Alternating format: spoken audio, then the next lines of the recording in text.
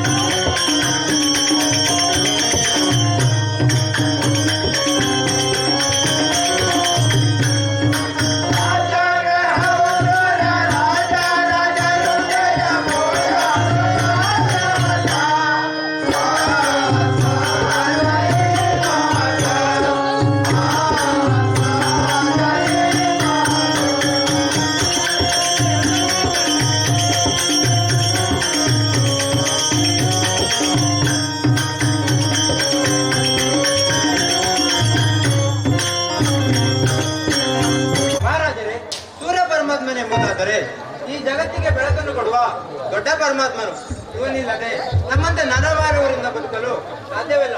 ಇವನೇ ಮಹಾಶ್ರೇಷ್ಠನು. ಇವನನ್ನು ಒಳ್ಳೆ ರೀತಿಯಿಂದ ಪೂಜಿಸಿಕೊಳ್ಳೇ ರಾಜ. ಪಂಡಿತರೆ, ಆ ಸೂರ್ಯ ಪರ್ವತ ಮನೆ ಹಿಡಿದಿರಲ್ಲ, ನನ್ನ ಮನಸ್ಸಿಗೆ ಬಹಳ ಸಂತೋಷವಾಯಿತು. ಅವನಿಗೂ ನನ್ನ ನಮಸ್ಕಾರವನ್ನು ಮಾಡಿ ಮಗಳಂತೆ ಬೆಳೆದಿದ್ದೇವೆ. ಪಂಡಿತರೆ, ಮುಂದಿನ ಗ್ರಹದ ಮಹಿಮೆಯನ್ನು ಹೇಳಬಾರಾಗಿ.